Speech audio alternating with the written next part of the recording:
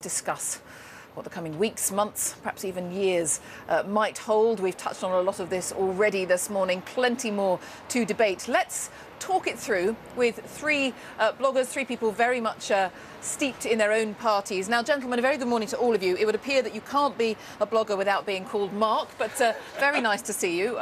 Mark Ferguson, standing closest to me from Labour List, Mark Wallace from Conservative Home, and Mark Pack from Liberal Democrat Voice. A warm welcome to all of you. Mark, in the middle, I will start with you as the victorious party. Are we still in this point of euphoria? Is there shock that the Conservatives actually got a majority, albeit a slim one?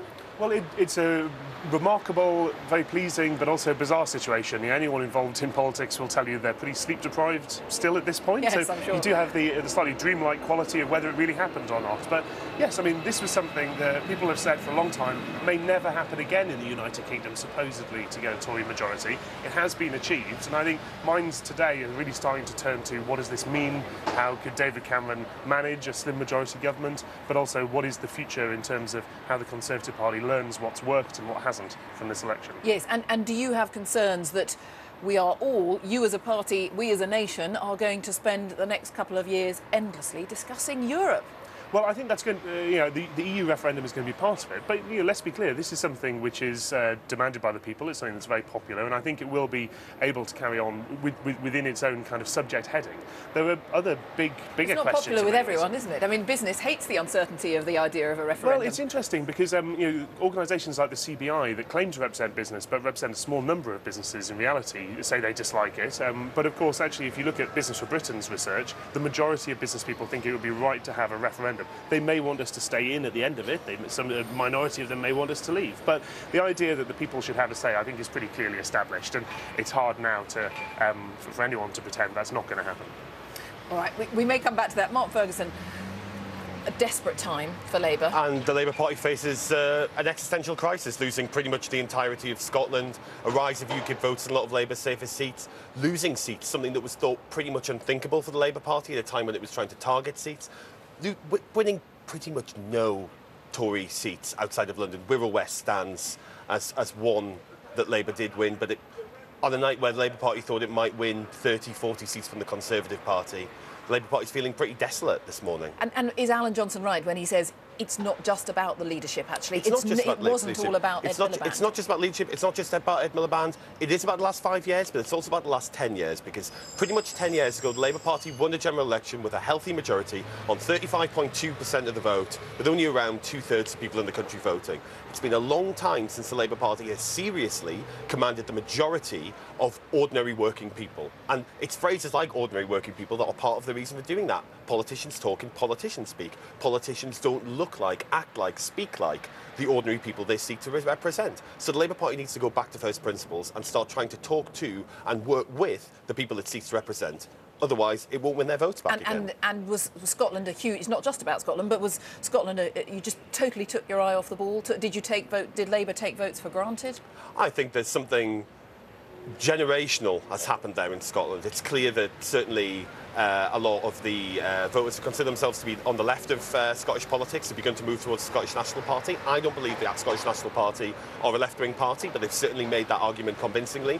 Younger voters are more keen to be part of the Scottish National Party. There's a big challenge for the Labour Party there to try and get back in Scotland. But it is, I mean, something like the Scottish referendum doesn't come along very often, and it will take the Labour Party in Scotland a long time to get back, if it ever does, to the levels that it's had before. But it's not just about Scotland, because in England as well, there's been a huge shift away from Labour in seats where Labour really needed to win. Labour should have been seeing swings towards it in places like Swindon and Nuneaton, and it saw swings away. That's a fundamental challenge for all of us in the Labour Party to rethink what we say, how we say it, and who's saying it.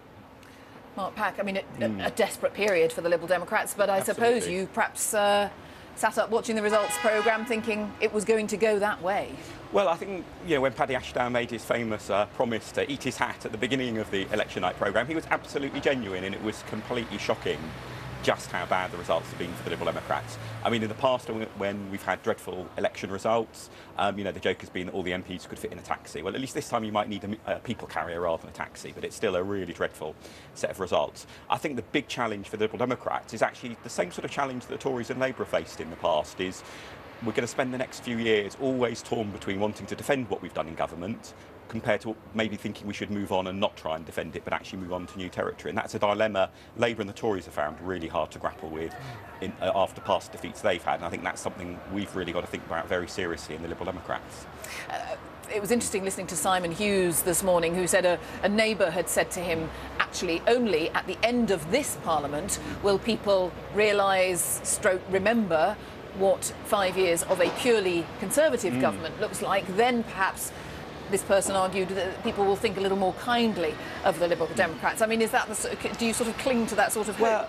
It's going to be very tempting. Every time this government does something that is seen as sort of right-wing and controversial and extreme, there are going to be so many Liberal Democrats wanting to say, oh, look, you see, this is what happens when you don't have Liberal Democrats in coalition.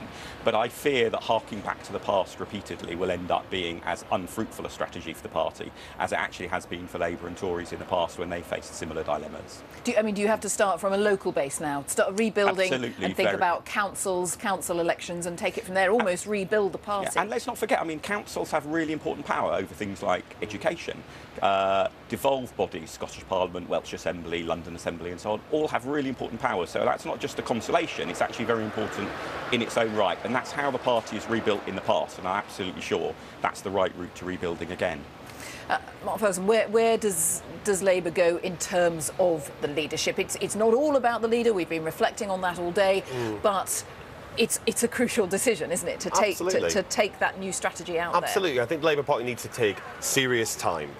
A month or 6 weeks is not going to be enough time to pick over the bones of a defeat quite as bad as this one. It's been added to 1983, 1987, 1992 in the pantheon of years that you just need to say the year in the Labour Party for people to know what you're talking about, a horrific defeat.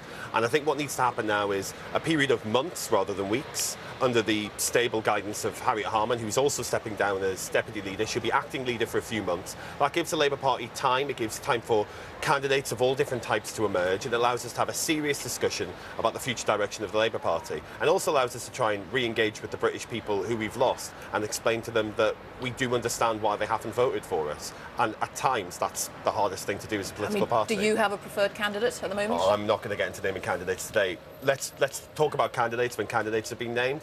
I also think it's less than 24 hours since Ed Miliband's gone. The Labour Party needs to pick itself up, sleep itself off, and start all over again. All right, a quick final thought about the Conservative perspective. What do you see, Mark, as the priorities in the next few months? What do you think David Cameron and his new cabinet, we'll get more details on Monday, what are those initial priorities going to be? Well, I think and anxieties, perhaps? Indeed, there are two things that have got to happen, really. The first is that David Cameron needs to work out exactly what his party management strategy is going to be. The way he manages his MPs hasn't always been perfect. Sometimes he can be great with his back to a wall, but other times people can feel he's a bit dismissive. Now, with a very slim majority, and without, say, Nick Clegg to deal with directly to swing Lib Dems into a coalition, as was, he's going to need to be very careful in how he manages that, and I think that means picking his priorities. We'll need to look at things that will actively please some of those MPs. So I suspect a lot of people are talking at the minute about boundary reform. That's a bill that was written, it's a bill that's all been done, it's ready to go. Quite how swiftly that'll come in remains to be seen. Gentlemen, thank you very much indeed. Mark Ferguson, Mark Wallace and Mark Pack, thank you very much indeed from Labour, the Conservatives and the Liberal Democrats. Thank you very much.